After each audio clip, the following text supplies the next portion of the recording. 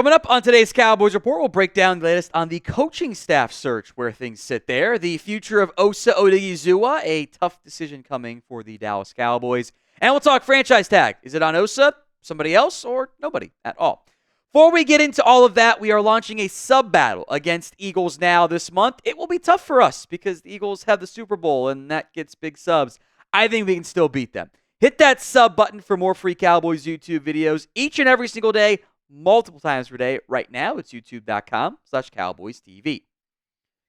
Let's begin with discussing the open running backs coach job, which might not stay open for all that much longer. The Cowboys are interviewing Tashard Choice and also Derrick Foster for that open role. You may or may not, hopefully do, remember Tashard Choice, but Derrick Foster is probably not a household name to any Cowboy fan. Let's recap his career. He has NFL running backs coach experience. Saints this past year, and then was with the Chargers for several seasons, 2001 to 2023. Before that, he was the Iowa backs coach, Sanford backs coach, so big jumps a couple times each there. Northwestern State for several seasons, was a Tennessee grad assistant, Valdosta State grad assistant as well. So he's worked his way up to the NFL running backs coach role. Given uncertainty around the Saints coaching staff, despite having ties to Kellen Moore, Foster looking for different jobs because you've got to protect yourself, right? But the name that intrigues me the most is Tashard Choice. The former Cowboys legend himself at running back has rather quickly grown into one of the better running backs coaches in the college ranks, viewed as the best, if not at least one of the best young RB coaches. From a Cowboys coaching intern to the North Texas GA, North Texas running backs coach, Georgia Tech running back coach, where he gets at least partial credit for this kid named Jahmyr Gibbs, and then plenty of success at Texas with, highly talented kids. I would love to get Choice if I can land him. I think that would be quite the steal by Dallas. He is one of the best running backs coaches in all of college football. So poaching him from Texas, I think would be a pretty big win. I think you can argue that a position coach level at the, one of the bigger college programs is just as good, if not better, than position coach for any NFL team. In fact, money could very well end up being a factor here. Clarence Hill reports Choice makes $700,000 at Texas. That's more than what most position coaches make. So we'll see on that front. Also, a non-zero chances to Tashard Choice leveraging an NFL role, since there hasn't been any interest in being an OC, at least not yet. So as the Cowboys build out this coaching staff, we'll say, without Tashard Choice for now, what is your confidence level in what Schotty's doing, at least so far? Scale it for me from 1 to 10. 1 on the low end and 10 on the high end. Let's talk Osa Odighizuwa. The Cowboys are barreling towards a tough decision to make regarding the future of Osa Odighizuwa. Once we get past the franchise tag stuff, he might be one of the better free agents on the open market. ESPN, which I was kind of surprised by, ranked him 10th among all NFL free agents. Here's what Jeremy Fowler of ESPN wrote as part of that piece. Teams we've talked to think Odighizuwa is the top defensive tackle as versatility, durability, and pass rush traits. Washington is a team to potentially watch. Coach Dan Quinn has been a fan of Odighizuwa from their Dallas days together. Now, I'll be honest, I would be surprised if the Commanders went after Odighizuwa. They have multiple 3 techniques. Jonathan Allen and John Newton spent a top 40 pick on last year. If they cut Allen, okay, then let's, maybe you just go sign him instead.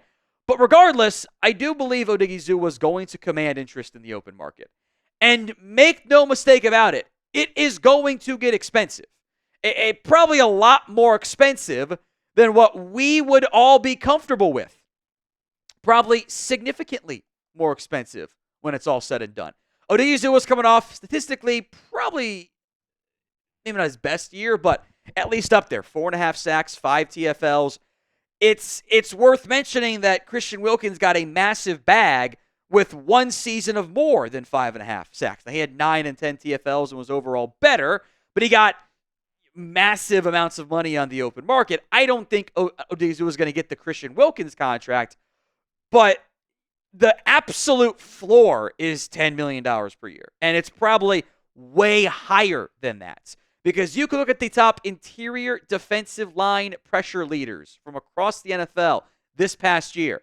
Odighizuwa was tied for 5th with Cam Hayward and Nnamdi Madubuike. And Madubuike got a massive contract as well. Chris Jones, Zach Allen, youngsters, Jalen Carter, Kobe Turner. The sacks haven't always been there, but especially down the stretch, Osa was playing really good ball. Knowing that Matt Eberflus's defenses very much need a 3 technique, a pass rusher, what is the most that you would pay Osa Odighizuwa per year? Let me know in the comments section of today's show. You may not like it, but the potential cost of Osa Odighizuwa in NFL free agency is going to be a lot, and there will be sticker shock here. I think the NFL might be higher on Osa than we as fans are.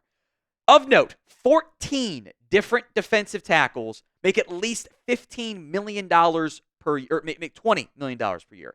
At least 20 make at least $15 million per year. So 14 at 20, 20 at 15. I would not be surprised if Osa gets at least that $15 million a year projection. And if you get to 20s, that there's a lot of sticker shock there. Now, what the actual guaranteed money is certainly matters as part of this.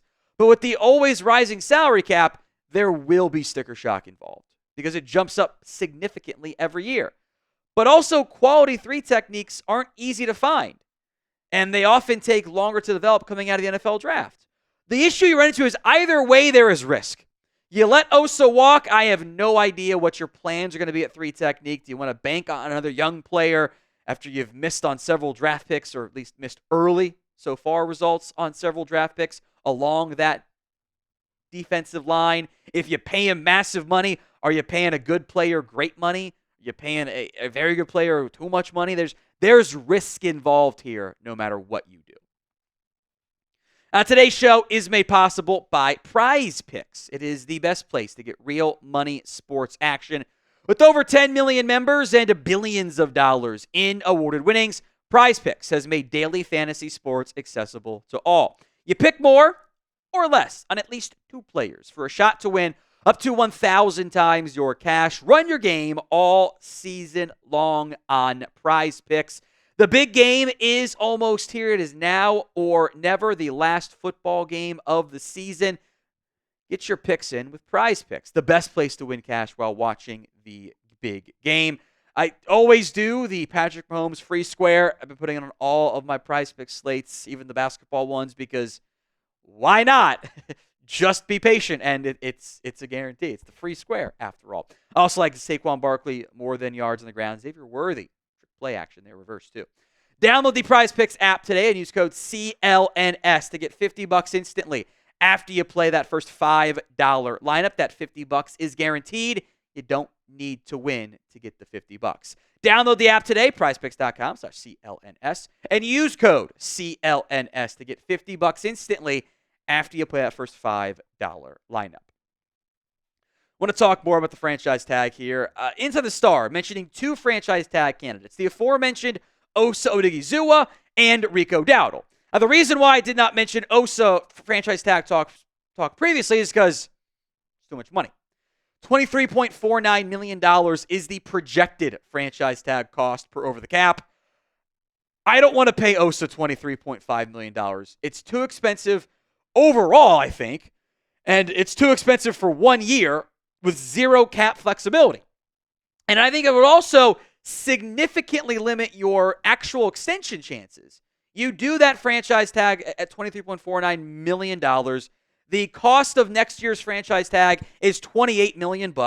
You're not going to be able to get the agent to say, hey, man, let's talk long-term extension here. At minimum, you're barreling down the barrel of, hey, we need $25 million per year and 51 and change guaranteed, because that's what the 2 franchise tag averages are. If you weren't there previously, now you're going to be there, because the worst is the player gets to reach free agency. That gives the player actually more leverage when he's getting paid massive figures that it's probably more than he's currently worth. We'll talk Rico and other names here, but do you believe the Cowboys will use the franchise tag this year? Why for yes and for no? Let me know in the comments of today's video. Let's move to Rico Dowdle, who I do believe made himself some money with a 1,000-yard campaign this year for the Dallas Cowboys. A good, not great season. The touchdowns weren't there, although overall offensive issues and usage were probably a key factor there. But the issue here is the money. $13.69 million on the franchise tag. Is that a figure anyone here wants to pay? Want to give him Saquon money? No. I am down to bring back Rico Dowdle at a far more cost-controlled number. That is over double what I am comfortable paying Rico Dowdle on like a 3-year deal or something. Shoot, I might do 3 years, 13.69 total, and say maybe that's closer to the ballpark than 1 year for that. I don't see it happening. In general, I'd be pretty shocked if the franchise tag was used at all. These are the numbers, again, per over the cap. Because the NFL is stupid and they count like edge rushing linebackers, outside linebackers like TJ Watt as a linebacker, the linebacker franchise tag is $27 million. They're not doing that for Eric Hendricks. Chauncey Golston, defensive end, is 24. Jordan Lewis at corners, 20. No. Brian Anger at 6.56 is probably still too much. We did that, but that's actually probably closer than anybody else on this number. But I don't want to pay my punter $6 million for 1 year. I'd rather spend that money on players who can help my team not punt. So I don't think the franchise tag is going to get used by the Dallas Cowboys this year.